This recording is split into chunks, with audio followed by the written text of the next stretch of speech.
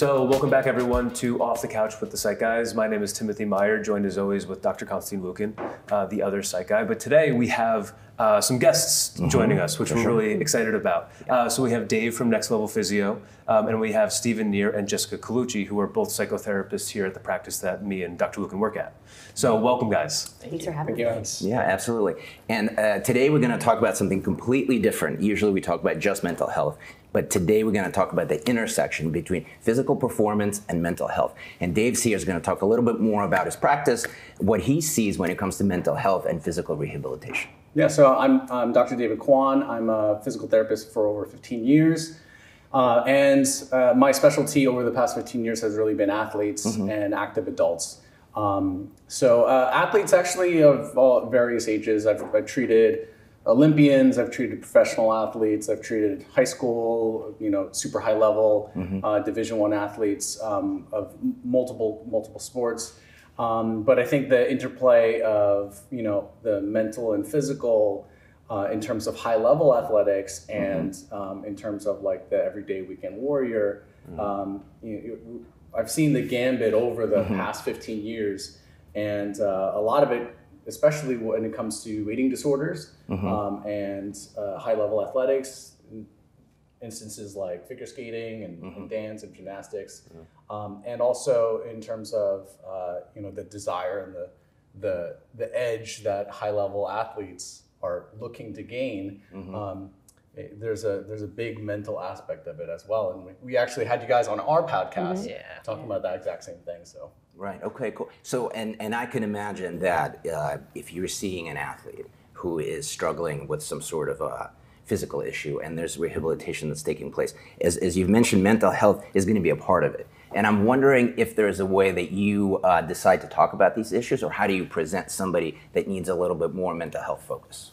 Yeah, so I mean, it's a different conversation for different populations. So if it's somebody that, this is usually the scenario that happens. Somebody comes into my clinic, has had chronic pain for years, has seen this specialist, this specialist, this specialist. No one has helped them. And they're really reaching out in desperation, because I mean, like we pride ourselves as being like the last physical therapist that you see. Because we try, at least we hope to get the results that other therapists or other specialists might not have been able to achieve. So a lot of times we'll have those people with chronic pain issues, and it becomes very clear through the rehab process that it's not just a physical issue, that there's a large mental aspect to it.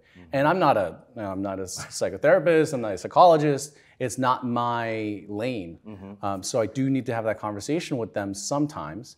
It's a very delicate and very personal conversation you have to have. And we hope that through the process of rehab, we develop a rapport and a sense of trust with the patient, that we are looking out for their best interests, and we are not just like trying to get rid of them as a patient or whatever, that we do care about their outcomes, and we care about them getting their life back. So I've had conversations with patients like, listen, there is something clearly here that isn't just physical, right? And my purview, my world is the physical world. And it would probably behoove you, and I believe that the missing piece of what we're working on is a mental aspect. So I really think that you should talk to somebody about some of these issues that you're having, and because I think they're having a physical manifestation, whereas it's not all physical. And I've had patients be like, not take that conversation well. I would imagine. I've had patients also receive it well, because a lot of them are desperate at that point, where they're just not getting better, they're not getting to where they want to be, and I think they even know it in the back of their mind, where they understand that there's something here that isn't right, and it's not just the physical. And I think to your point, it's some people probably know it, but for you as a professional to acknowledge it, to take the time to talk about it, I think really kind of brings it into focus. Yeah. And I would imagine, Jessica, that's kind of where you pick up, right? If somebody's seeing David at his clinic and then decides to maybe I need to address a mental health concern, it's probably somebody that you would see. Yeah, and I love the idea of working with a team, especially around eating disorders. I've heard before that some people have said that they were working with a therapist and maybe the topic of an eating disorder got brought up, and the therapist was like, before we pull anybody else in, let's try to handle it. And I feel very opposite of that. I think we need a team, especially with an eating disorder. It's so anxiety-based, that's really the root of it. And when we know as mental health clinicians about anxiety is this lack of control or the perception of lack of control. And so the mental health piece would be coming in and working on how are we alleviating the anxiety, how are we working on taking that control back in a way that isn't an eating disorder or controlling the food that they're taking in or letting out. So to have a team around of, okay, we're gonna work with your mental side of things, we're gonna work with the physical side of things, we're gonna have a nutritionist working with you to really break down what your meal should be looking like, what's the input coming in so that when your output is of what you're exercising, there isn't a calorie deficit to where you're really harming yourself. There are ways to get that control back so we can do it from the mental side of really breaking down that anxiety too, to feel better about taking food in a healthy way and exercising in a healthy way. And nutrition is a big aspect of what we talk about in terms of physical therapy, but we talk about it in a way that like, here are all the variables that we're trying to control, right? I could control your range of motion, we could control your strength, we can, figure out, what are some patternings that are happening in like your daily life that are leading to overstress or chronic overuse issues. But we talk about nutrition, sleep, and then mental health as like the other variables that I can't control. So a physical therapist that says, oh, let's try to control this in-house is incredibly irresponsible because like I said, I'm not a mental health expert, nor am I a nutritionist. I could, make suggestions about like, generally speaking, like you should drink this amount of water and like you should have this amount of protein and like maybe not binge drink every day. So I think that in terms of general, like overall health, nutritional suggestions, like I could do that. But when it comes to mental health, like that's not my lane at all. Like we as healthcare professionals, as physical therapists, or even as like primary care physicians, like that's not our lane, and we need to learn to stay in our lane. Yeah. And one of the things that was interesting to me before we jumped on the podcast, we talked a little bit about how, from a physical standpoint, you guys can help with eating disorders and to help clients learn how to exercise more effectively, sort of not to trigger the eating disorders. Could you talk a little bit more about that? Yeah, so one of the unique things that we do at our clinic is we also work with kind of out of happenstance. Our clinic also works in the fitness realm, like so we have fitness clients and we do personal training and things of that nature. But upon happenstance, excuse me, upon happenstance, we were able to kind of tap into this population of individuals with eating disorders, and they're mostly teens, mostly teenage girls. And we work with them in terms of learning how to exercise in a healthy way. And we do that through monitoring their heart rate, through talking about RPE, or rate of perceived exertion, choosing specific exercises or specific modes of exercise that are trying to not trigger issues when it comes to exercise anorexia or other issues in relation to like eating disorders. So we have to work very closely also with their nutritionists. Like I said, we're not nutritionists. But really helping the kids learn how to exercise well in a way that's going to help them physically and help their fitness without having the negative results of connecting exercise with weight loss and body dysmorphia or other issues. Right. No, for sure. That to me, it's such an important and delicate balance, to your point, because there's so many things have been taken into account when we talk about eating disorder. And Stephen, I know that you really like to focus on some of the nutritional elements to it and how you see patients in your own practice and seeing how important that might be. Can you talk a little bit more about that? Yeah, certainly. I mean, it's something that I think people aren't as aware of in terms of how it influences their mental health. But, speaking to you, Dave, and, the athletes that you work with, the patients that you work with, and how it can also relate to their recovery as well. I mean, physical and mental, obviously nutrition plays, such a huge role. So I really just try and increase awareness, get people to understand what they're eating and how that's influencing their mood, how that's influencing, their inflammation, or do they feel more achy the next day? We talk about alcohol when it comes down to that. So I'm actually interested to hear from you, Dave, a little bit. Like, is that a conversation that you have as well with the people that you work with, talking about alcohol or, just kind of checking in with how foods influence them in their recovery? Yeah, I mean, I feel like a detective a lot of times, where somebody comes in and they're like, oh, like I feel like my back was really, really bothering me. So I'm just like take me through the past couple days. And they say, oh, I didn't really do much. I was like sitting on the couch a lot watching football. I went out to the bar and like I had like a bunch of drinks or blah, blah. And in my mind, I'm like, oh, there's a connection there. You heard that, right? But they didn't connect it. Yeah. Right. They didn't connect the fact that, sitting on the couch all day, and also maybe like binge drinking is going to lead to some sort of physical manifestation, whether it's, physical inflammatory, or maybe there's some other like emotional triggers related to, whatever happened. Maybe their fantasy football team's doing terrible. And, they're stressed out over, their gambling debt. But I mean, I don't dive into that, right. But mentally I make a little checklist like, hey, maybe there's a relation to their physical manifestation and whatever their activity was, right? A lot of times people think like, oh, I didn't do much. Like I just sat around all day. Like that's actually part of it.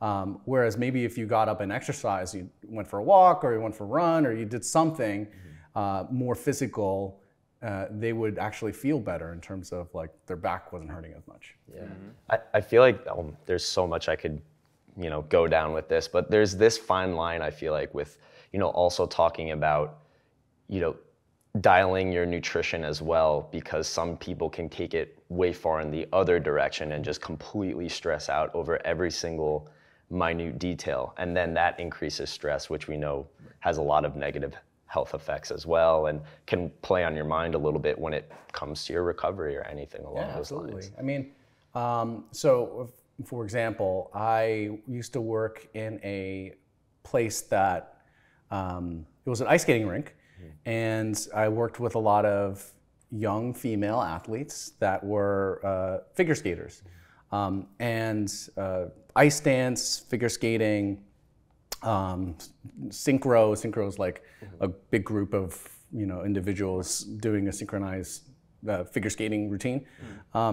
But there's this weird interplay in especially that world where food becomes the enemy, where food is like, if I eat this apple, I'm going to get fat, and then I'm not going to be able to skate because I'm going to feel heavy. I'm not going to be able to hit my jumps. And the figure skating world is interesting because it's like fractions of an inch makes a huge difference. It's whether or not you land your jump or if you're on your ass. So for them, mentally, they connect food with something negative. And not understanding that they need food in order to, one, heal from their injuries, but two, also heal from their exercise and improve their performance. So I've had kids like come into my clinic area and hide underneath the window so their coach can't see them eating. And like I'm sitting there like, what is going on? And they would be like peeking over and be like, oh shoot. And they're like eating their lunch because their coach would yell at them if they were eating. So it really becomes a weird place where you're just like the only advocate for not that wasn't everyone. Everyone in terms of figure skating, that wasn't the norm. Right. There's specific incidences, but sports like figure skating in particular lend itself to this negative reinforcement in relationship between food and performance, whereas actually people in the sports world and especially high performance, you need full food as fuel, and there should be a positive relationship to it. They shouldn't be like, downing rocky road, but in terms of like performance, the disconnect between the positive relationship with food and performance is really quite large. Yeah.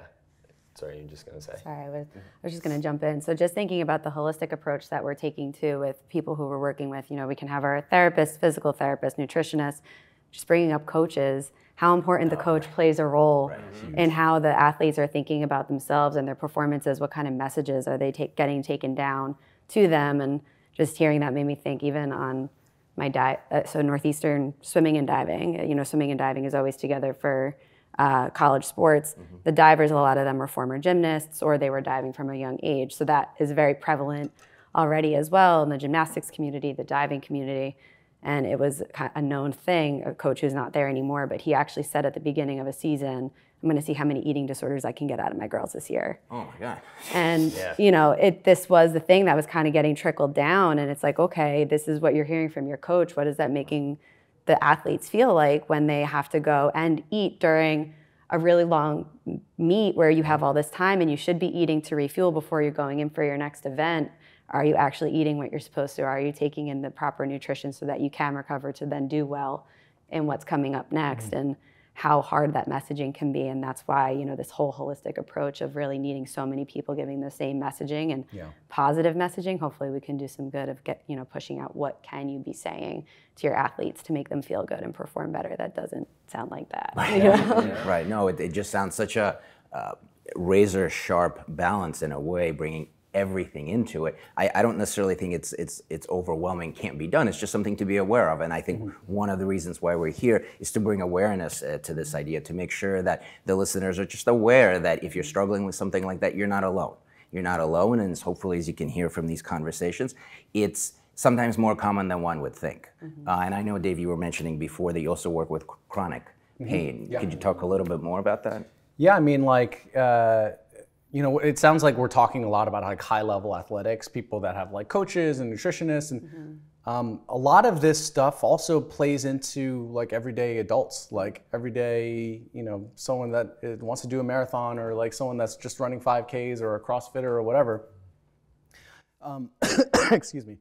The interplay between the physical and mental is like an every person issue.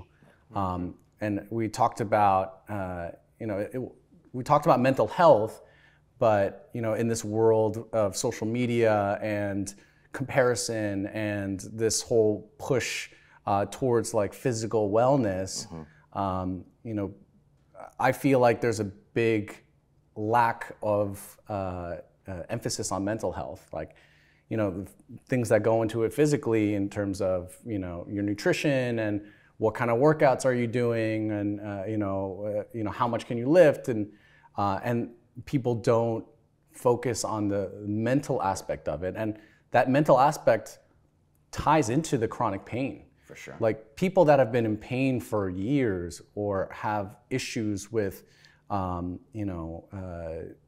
mental health, they're often the same people, right?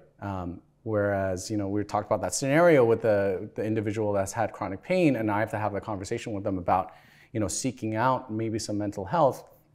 That's not a frequent occurrence, but maybe it should be a little more frequent than it happens, because there's definitely, even research shows like if you don't believe that you're going to get better and you're afraid of pain, what we call fear avoidance, your outcomes are going to be much worse.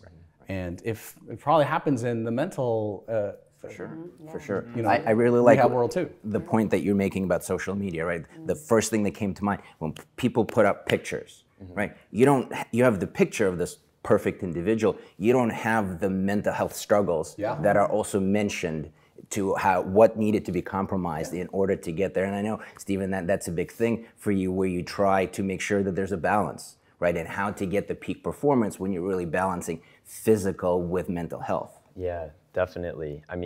The big thing that I was just thinking of is, a lot of common attitudes that I'll see when people come in, as athletes, right? Things they might say to themselves. And we actually talked about this quite a bit on your podcast, just the self-talk essentially that goes on, and, trying to figure out how accurate we can make that self-talk to help yourself be able to, move along and be in the moment, everything along those lines.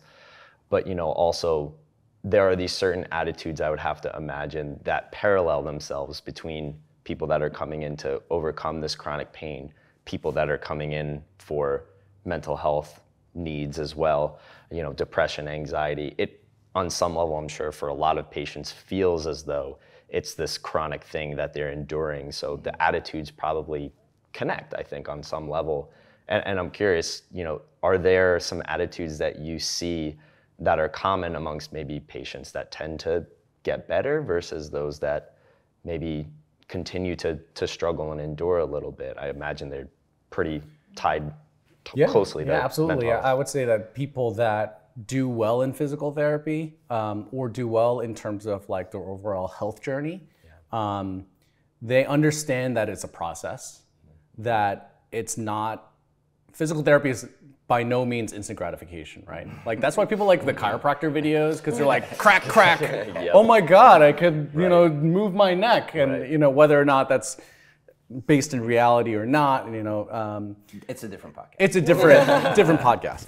But physical therapy or like the fitness world is not an instant gratification thing, and our society is an instant gratification society, right? So it's a process, like it's work, and it's gonna take time, right? And I try to give a timeline in terms of my patients, like, hey, it's easier for like an ACL because there's like, very defined protocols and times and dates for progress.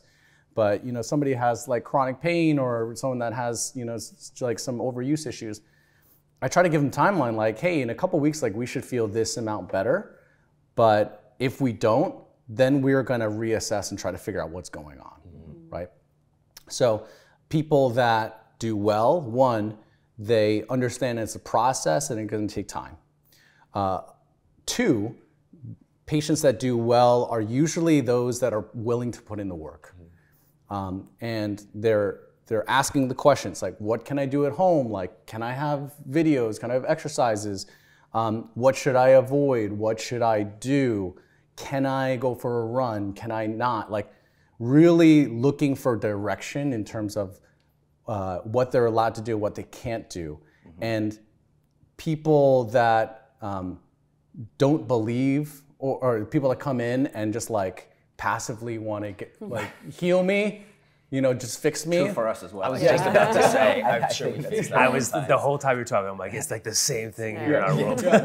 It's like I'm not a mechanic. Like it's not a passive thing. Like it's a very active thing, and it's called rehab for a reason, right? Like we're and I'm called a therapist for a reason, because it's a partnership in terms of the patient and the client, or the patient and the therapist, to work together to reach their end goal. And it's going to take work on their part, it's going to take work on my part, but we have an understanding that it's a partnership. Would you say that because it sounds like the thing that's coming to my mind is that an individual that wants to get better, both from mental health point of view or physical point of view, they have this goal in mind. I want to be here. Yes. And then there are using us, be it from a mental health, physical standpoint, as a tool to get to a particular place. It sounds like that type of an individual would really benefit from be it seeing one of us or seeing somebody or having this complementary sort of approach, because that's what I'm hearing. Because if you're right, if the individual comes in and says like, well, you just have to do this and I'll lay here for a half hour, an hour, or come to our sessions and say like, well, I don't know, but like you have to fix me, that's going to be challenging. Yeah, that's absolutely. Gonna be challenging. And I think that's where the interplay comes in. Like, there has to be a partnership in terms of their physical, but there has to be a partnership in terms of their mental. And that brings me to the next point of like, another person that does well is somebody that believes that they're going to do well. Somebody that really understands that there's a connection between the work that they're putting in and their outcome, right? Just like you said, like they want to be here, they believe that they could get there, they just need our help to get there. Yeah, for sure. Any thoughts that are coming out from you, Tim? Yeah. So I think that that's so important. And there's one study that I read a long time ago, and I don't remember the author or anything like that. But what they did was they surveyed cancer patients with the same type of cancer and the same prognosis and all of that sort of stuff, and they assessed like levels of hope and optimism. And the folks who were more hopeful and optimistic had longer, recovery. Right? No, short. They lived longer or they recovered compared to the other group with more pessimistic or hopeless beliefs about their situation. So I love that study because that's a variable that we can look at here and like we can touch on in therapy big time is beliefs and outcomes and all of that sort of stuff. And so I think that really what we're talking about here is the same thing, right? If there's that belief and there's that hope and that optimism that people can do it, then they probably will. And we could talk about self-fulfilling prophecies. And I won't even go into that, but I think that that's so huge. And then even going back to some of the previous things that you guys said, it could be in such a completely opposite place for some people and some athletes. I'm just picturing someone who's really optimistic going into physical therapy about their chronic pain or therapy, and then I'm thinking about other instances that you guys shared, and it's just the complete opposite. And I think that that's where therapy can do such a good job of kind of like unpacking all of that and understanding it. And if that piece isn't there, then people might be working in just the complete wrong direction. I think that when it comes to so we don't just do chronic pain and in terms of like short-term injuries, right? Somebody that has like a sprained ankle or whatever. A lot of this has like a smaller role to play, like whether or not they're going to believe that they get better or the hard work that goes into it. But even in those instances, understanding a partnership of hard work and like a non-linear progression in terms of recovery. I'm sure you guys experience the same thing. Like, you don't start at A and then get to level 10 or level 1 and then get to level 10 like in a straight line. Like I call it like the stock market, right? You have a couple losses on the first day and then you make your way up. But as long as the progression is up, that's the kind of illustration I like to use with my patient. I'm sure you guys experience the same thing. Yeah, absolutely.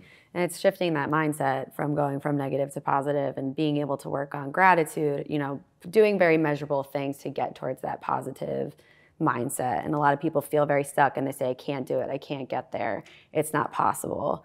Again, self-fulfilling prophecy. If you give all the cans, and you might not be able to get there. But the more that you do shift, we know that the brain is like a muscle, and it's like if you're gonna be curling all day with one arm and not curling with the other arm, one's gonna get really strong and one's gonna be really weak, and that happens with our negative brain so easily. Your negative brain wants to eat that up like candy, but the more that you feed the positive, the stronger it will get, and it starts to seep in.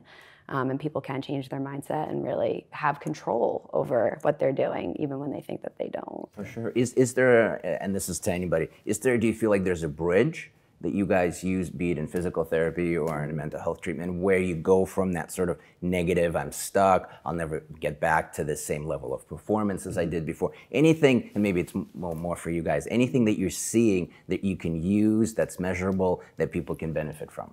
I really think psych education is really helpful there. And the way that I explain it is your attitudes and beliefs connecting to a cognitive behavioral therapy framework here are so connected to your behaviors. So if you feel like you can't do it, then you probably won't try. And if you won't try, I promise you're not gonna get better. That's just how it is, right?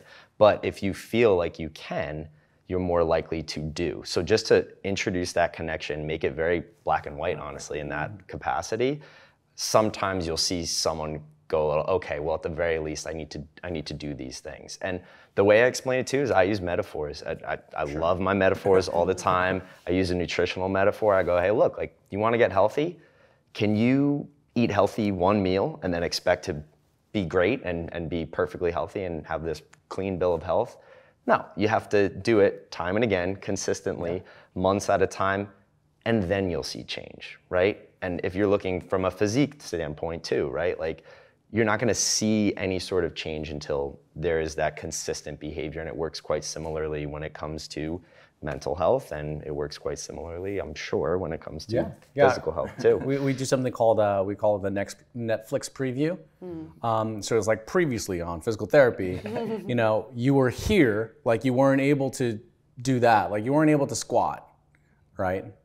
Fast forward to now, you may not think in your mind that you're any better, but look, you're able to squat like 120 pounds now. Like, it's a lot easier, I think, in my world than in your world to kind of connect the dots in terms of outcomes.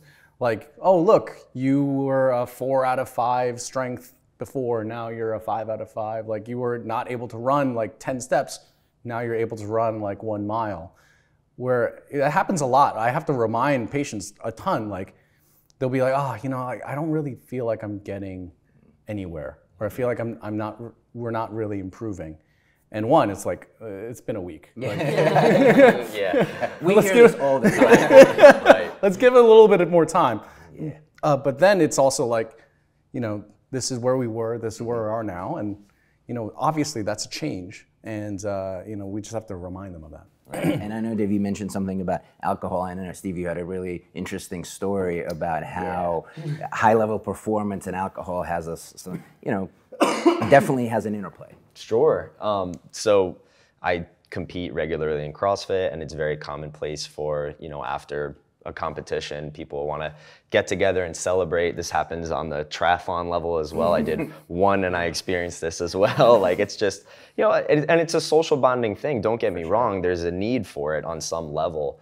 But particularly if you are dealing with some issues with your joints and, you know, you just attended something like this, it's, you know, you can drink, you can have some alcoholic beverages, and then the next day your body is just completely wrecked. So to me, it's just so plain. Yeah, sure, from the athletic endeavors that you just endured, there's going to be a little bit more of a beating that your body took, but you're not doing yourself any favors by, you know, consuming alcohol. And, you know, I think there are a lot of things to look at when it comes to that from the mental health standpoint, as well as from the physical side when it comes to recovery. I mean, we talk about substance use in, you know, our practice, and, you know, it's a coping mechanism. It's a way that they deal with the pain that they're experiencing on you know, on some level. So, you know, I just think that, you know, it's funny to see these like very common, I guess, like cultural and, you know, norms that come into play from these different events and whatnot. And I think, you know, again, in moderation, if you're doing it every now and then